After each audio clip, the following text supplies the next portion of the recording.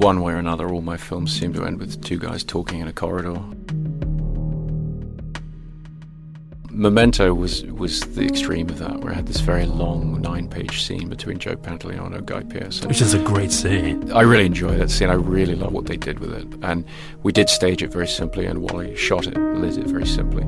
And it just boils down to that concept that if you've done the rest of the story right, when you get to the end, you don't need an enormous amount of technique in a lot of ways. What you need is interesting characters talking about things that you want to know the answer to.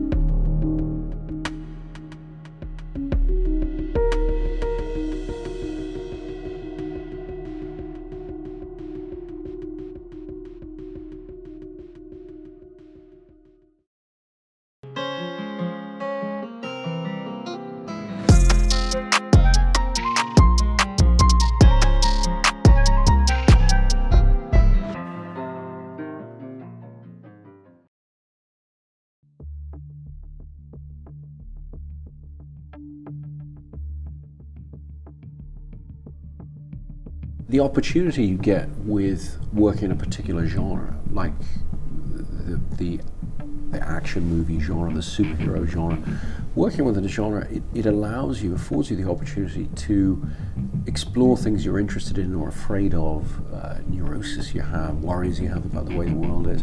It allows you to explore them in a very sort of exaggerated manner, in a way that you can really tap into the collective fears that we have as a society. And particularly in the case of Batman, you have the opportunity through his environment, through Gotham, to really offer a very dark reflection of the society we live in. And with my collaborators, David Goya, my brother Jonah, at the scriptwriting stage, we certainly were very careful not to be self-conscious in those aspects. So we tried to just write a great story first and foremost, but we also tried to be open to what are we really worried about? How does the world feel to us? What would you be most concerned about? In the case of The Dark Knight, it becomes very much about chaos and anarchy and the breakdown of society and so forth. That way, going through that process, you hope to come with something that will resonate with the audience, that will touch something in them.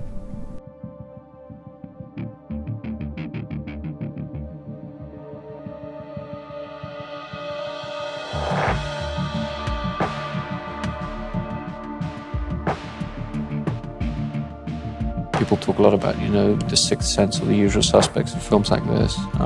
But I think, they've often been interesting movies where the story surprises you at the end in some way, or towards the end in some way that does make you rethink what you've seen. In the case of Memento, I wasn't interested in sort of some kind of snapping twist at the end so much as a changing relationship with the central character. A character that you start to basically distrust through the story, and you start to question the things they're showing you, the things they're telling you. That seemed to me to be kind of an interesting thing to play with. It wasn't conscious on my part to have another script sort of ready to go by the time we went to film festivals with Following.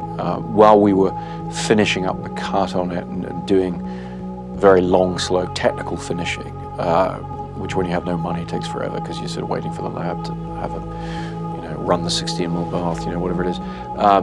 In that time, I was putting together the script for Memento, and so also in the time it took to get Following noticed on the festival circuit and sort of get out there, I had actually finished the script. And in retrospect, it was a massive advantage because I was able to say, okay, you like that film, this is what I want to do next. Because in your best case scenario of what can happen to you with putting a film out there and getting distribution, for example, you'll then ask the question, okay, well, what do you want to do next? And if you have an answer, you can use that very short window of interest that you get from people in what you've done.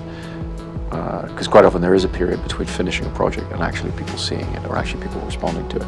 If you can try and use that period to try and figure out what you would do next if somebody gave you the opportunity, then you're going to give yourself a huge advantage.